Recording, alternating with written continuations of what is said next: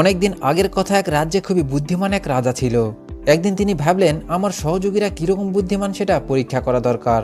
তখন রাজা কয়েকজন জ্ঞানী কারিগর দ্বারা তার দরবারের সকল মন্ত্রীদের বুদ্ধিমত্তা পরীক্ষার জন্য এই পাথরটি তৈরি করেছিলেন। এরপর তিনি সকলকে রাজসভায় ডাকলেন এবং বললেন, তোমাদের মধ্যে যদি কেউ স্বর্ণের তৈরি এই রিংটি বের করতে পারে তবে তাকে পুরস্কৃত করা হবে। তখন সেখানে উপস্থিত সকলেই একের পর এক চেষ্টা করতে থাকে এবং সকলেই ব্যর্থ হয়। এরপর রাজা লক্ষ্য করলেন দরবারের একেবারে কোনায় এক রোগা পটকা ছেলে দাঁড়িয়ে আছে।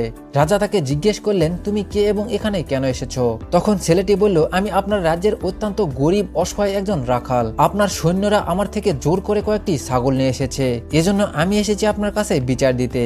আমি যদি এই পাজলটি সমাধান করতে পারি তাহলে আপনি কথা দেন আমাকে আমার ছাগল ফিরিয়ে দেবেন। রাজামশাই তখন রাজি হয়ে গেলেন এবং ছেলেটি তখন সবাইকে অবাক করে দিয়ে মাত্র 5 সেকেন্ডের মধ্যে এটি সমাধান করে ফেললেন। এরপর রাজাও ঠিক তার কথা মতো ছেলেটিকে তার ছাগল ফিরিয়ে দিলেন এবং পুরস্কৃত করলেন।